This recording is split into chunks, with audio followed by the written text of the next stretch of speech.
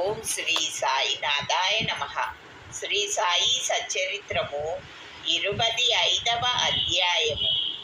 దామోదర్ సావల్రామ్ రాస్నే జట్టి వ్యాపారములు. ఆమ్రలీల ప్రార్థన.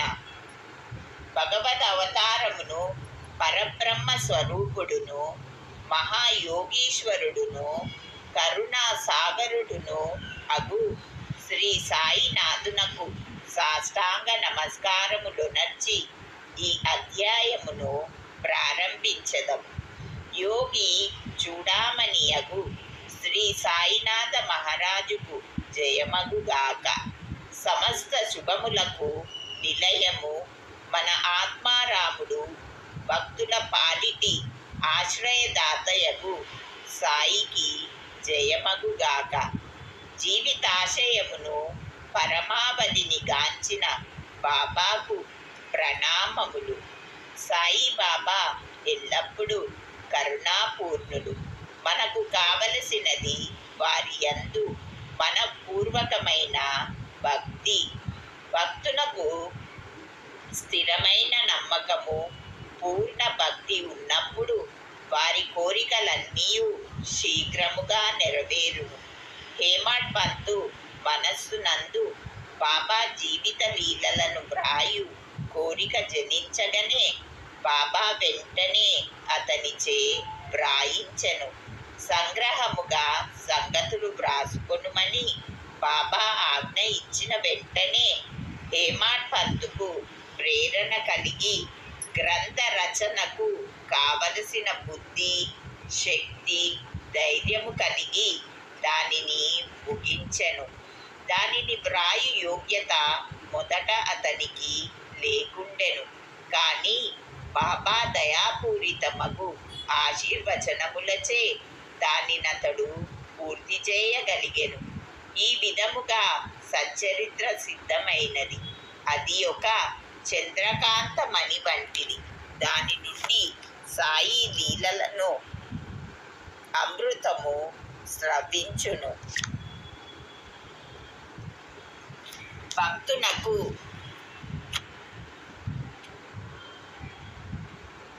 దానిని చదువరులు మనసారా త్రాగవచ్చును. భక్తునకు సాయి యందు పరిపూర్ణమైన హృదయపూర్వకమగు భక్తి కలిగినప్పుడు దుఃఖముల నుండి అపాయముల నుండి బాబా కాపాడి రక్షించుచుండెను. వాని యోగక్షేమములు బాబా చూచుచుండెను. అహ్మద్ నగర్ నివాసియగు దామోదర్ సావల్ రామ్ రాస్నే కాసా ఉరాఫ్ దాము అన్న కథ పైన పేర్కొనిన వాక్యమునకు ఉదాహరణముగా దిగువనివ్వబడినది. దాము అన్న దామోదర్ సావల్రామ్ రాస్నే 6వ అధ్యాయములో శ్రీరామనవమి ఉత్సవ సందర్భమున ఇతని గూర్చి చెప్పితిమి. చదువరులు దానిని జ్ఞప్తి అందుచ్చుకొనియే ఉందురు. అతడు 1897వ సంవత్సరమున శ్రీరామనవమి నాడు ఉరుసు ఉత్సవము ప్రారంభించినప్పుడు షిరిడీకి పోయెను. అప్పటి నుండి ఇప్పటి వరకు అలంకరించిన పతాకమొకటి కానుకగా ఇచ్చుచున్నాడు. అదియును గాక ఉత్సవమునకు వచ్చు బీదలకు అన్నదానము చేయుచున్నాడు. అతని జట్టి వ్యాపారములు ప్రత్తి. బొంబాయి స్నేహితుడొకడు దాము అన్నాకు ప్రత్తిలో జట్టి వ్యాపారము చేసి భాగస్వామిగా సుమారు 2 లక్షల రూపాయలు లాభము సంపాదించవలెనని వ్రాసెను. వ్యాపారము లాభకరమైనదనియు ఎంత మాత్రము ప్రమాదకరము కాదనియు కనుక అవకాశము పోగొట్టుకొనవలదనియు అతడు వ్రాసెను. దాము అన్న ఆ బేరమును చేయుటయా మానుటయా అను ఆందోళన పడిను. జట్టి వ్యాపారమును చేయుటకు వెంటనే నిశ్చయించుకొనలేకుండెను. దాని గురించి బాగుగా ఆలోచించి తాను బాబా భక్తుడగుటచే శ్యామకొక జాబు సవివరముగా వ్రాసి బాబానడిగి వారి సలహాను తెలుసుకొనుమనెను. ఆ మరుసటి దినము ఆ ఉత్తరము శ్యామకు ముట్టెను. శ్యామ దానిని తీసుకొని మసీదుకు పోయెను. బాబా ముందర పెట్టెను. బాబా ఆ కాగితమేమని అడిగెను. సమాచారమేమనెను. శ్యామ అహ్మద్నగర్ నుండి దాము అన్న ఏదో కొనుగొనుటకు వ్రాసినాడనెను. బాబా ఇట్లనెను, ఏమి వ్రాయిచున్నాడు, ఏమి ఎత్తు వేయిచున్నాడు? భగవంతుడిచ్చిన దానితో సంతుష్టి చెందక ఆకాశమునకెగురు ప్రయత్నించుచున్నట్లున్నది. వాని ఉత్తరము చదువుము. బాబా చెప్పినదే ఆ ఉత్తరములో గల సమాచారమని శ్యామ, దేవా, నీవిక్కడనే ప్రశాంతముగా కూర్చొని భక్తుల ఆందోళన పాలు చేసెదవు. వారు వ్యాకులులగుటతో వారిని చెడకు ఈడ్చుకొని వచ్చెదవు. కొందరిని ప్రత్యక్షముగాను కొందరిని లేఖల రూపముగాను తెచ్చెదవు. ఉత్తరములోని సంగతులు తెలిసి నన్నేల చదవమని బలవంత పెట్టుచున్నావు అనెను. బాబా, ఓ శ్యామ, దయచేసి చదువుము. నా నోటికి వచ్చినది నేను మాట్లాడెదను. నన్ను విశ్వసించు వారెవ్వరు అనెను. అప్పుడు శ్యామ ఉత్తరమును చదివెను. బాబా జాగ్రత్తగా విని కనికరముతో ఇట్లనెను, సేతుకు పిచ్చి ఎత్తినది. అతని గృహమందే లోటు లేదని వ్రాయుము. తనకున్న సగము రొట్టెతో సంతుష్టి చెందమని వ్రాయుము. లక్షల ఆర్జించుటకు ఆయాసపడవద్దని చెప్పుము. శ్యామ జవాబు పంపెను. దాని కొరకు ఆతురతతో దాము అన్న కనిపెట్టుకొని ఉండెను. జాబు చదువుకొని అతడు తన ఆశయంతయు అడియాస అయినదనుకొనెను. కానీ స్వయముగా వచ్చి మాట్లాడుటకు, ఉత్తరము వ్రాయుటకు భేదము కలదని శ్యామ వ్రాయుటచే తానే స్వయముగా షిరిడీ వెళ్ళి బాబాతో స్వయముగా మాట్లాడవలెనని అనుకొనెను. అందుచే షిరిడీకి వెళ్ళెను. బాబాకు నమస్కరించెను. బాబా పాదములు ఒత్తుచూ కూర్చుండెను. అతనికి బాబాను బహిరంగముగా జట్టి వ్యాపారము గూర్చి అడుగుటకు ధైర్యము చాలకుండెను. బాబా సహాయపడినచో వ్యాపారములో కొంత లాభము బాబాకిచ్చినచో బాగుండును అనుకొనెను. ఇట్లు రహస్యముగా దాము అన్న తన మనస్సున అనుకొనెను. బాబాకు తెలియనిదేమీయూ లేదు.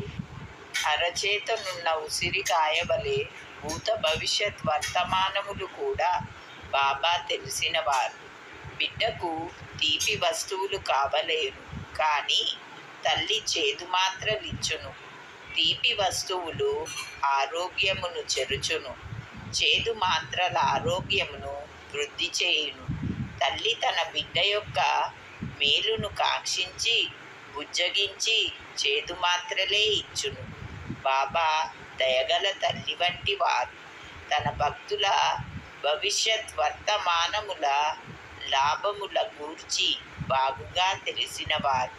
దాము అన్న మనస్సును కనిపెట్టి బాబా ఇట్లనెను, ప్రపంచ విషయములలో తగులుకొనుటకు నాకిష్టము లేదు. బాబా యొక్క అసమ్మతి గ్రహించి దాము అన్న ఆ పనిని మానుకొనెను. ధాన్యముల బేరము. పిమ్మట దాము అన్న ధాన్యము వ్యాపారము చేయ తలపెట్టెను.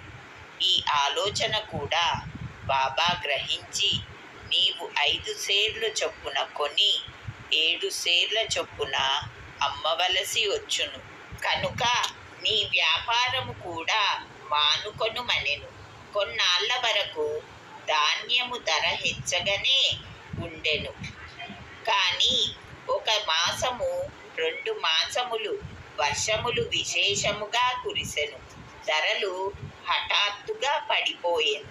ధాన్యములు నిలువ చేసిన వారెల్లా నష్టపడిరి. ఈ దురదృష్టము నుండి దాము అన్న కాపాడబడెను. ప్రతి జెట్టి వ్యాపారము కూడా కూలిపోయెను. ఆ దళారి ఇంకొక వర్తకుని సహాయముతో వ్యాపారము చేసెను. మదుపు పెట్టిన వారికి గొప్ప నష్టము వచ్చెను. బాబా తనను 2 సార్లు గొప్ప నష్టముల నుండి తప్పించెనని దాము అన్నాకు బాబా యందు గల నమ్మకము హెచ్చెను. బాబా మహాసమాధి చెందు వరకు వారికి నిజమైన భక్తుడుగా ఉండెను. వారి మహాసమాధి పిమ్మట కూడా ఇప్పటి వరకు భక్తితోనున్నాడు. ఆమ్రలీల మామిడి పండ్ల చమత్కారం. ఒకనాడు 300 మామిడి పండ్ల పార్సిలు వచ్చెను. రాలే అను మమల్తాదారు గోవా నుంచి శ్యామా పేరున ఆ పండ్లను బాబాకు పంపెను. అది తెరుచునప్పటికీ పండ్లన్నీయు బాగానే ఉండెను. అది శ్యామా స్వాధీనములో పెట్టిరి.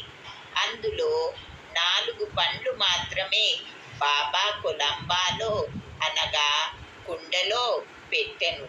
బాబా ఈ 4 దాము అన్నాకు అవి అక్కడనే ఉండవలెనని అనెను. దాము అన్నాకు 2 భార్యలు గలరు. కానీ అతనికి సంతానము లేకుండెను. అనేక జ్యోతిష్కులను సంప్రదించెను. అతడు కూడా జ్యోతిష్యమును కొంతవరకు చదివెను. తన జాతకములో దుష్టగ్రహ ప్రభావముండుటచే అతనికి సంతానము కలుగే అవకాశము లేదనుకొనెను. కానీ అతనికి బాబా యందు మిక్కిలి నమ్మకము గలదు. మామిడి పండ్లు అందిన 2 గంటలకు అతడు షిరిడీకి చేరి బాబాకు నమస్కరించుటకు పోగా బాబా ఇట్లనెను. అందరూ మామిడి పండ్ల వైపు చూచుచున్నారు. కానీ అవి దాము కొరకుంచినవి కావున అవి దామ్య తిని చావవలెను. దాము ఈ మాటలు విని భయపడెను. కానీ మహల్సాపతి దానినిట్లు సమర్థించెను. చావు అనున్నది అహంకారమును గూర్చి, దానిని బాబా ముందు చంపుట యొక్క ఆశీర్వాదము.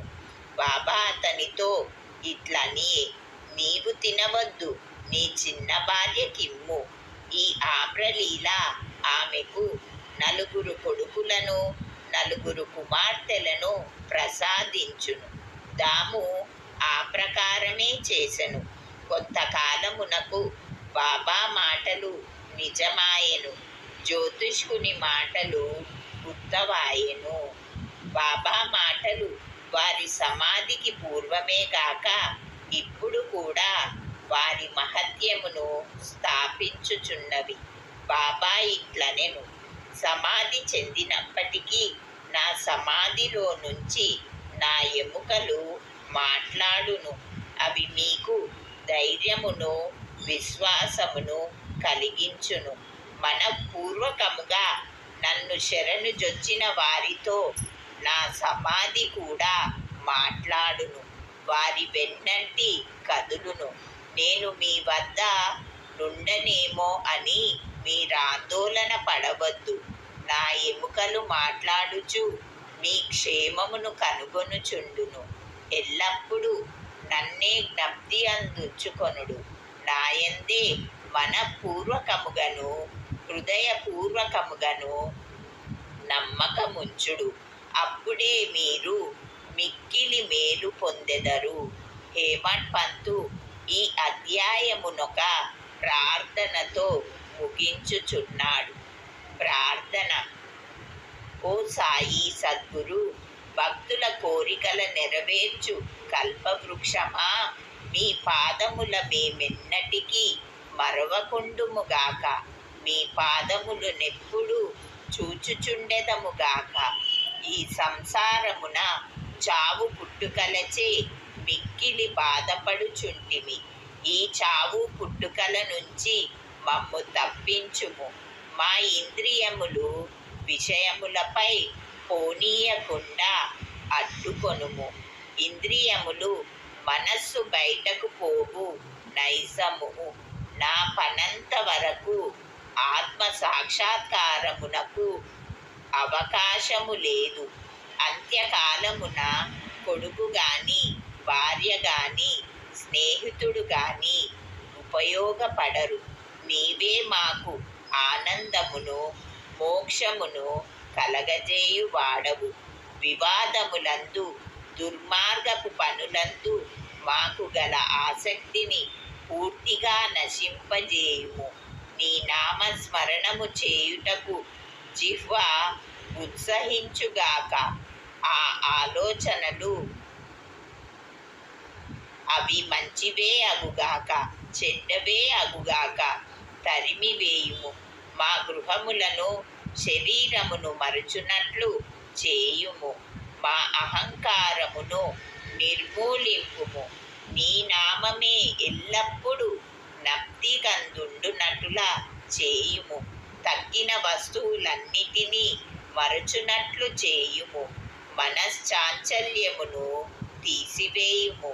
దానిని స్థిరముగా, ప్రశాంతముగా ఉంచుము. నీవు మమ్ములను గట్టిగా పట్టి ఉంచినచో ఆ అజ్ఞానంధకారము నిష్క్రమించును. నీ వెలుతురునందు మేము సంతోషముగా ఉండెదము. మమ్ములను నిద్ర నుండి లేపుము. నీ లీలామృతము త్రాగు భాగ్యము నీ కటాక్షము చేతను, గత జన్మలలో మేము చేసిన పుణ్యము వలనను కలిగినది.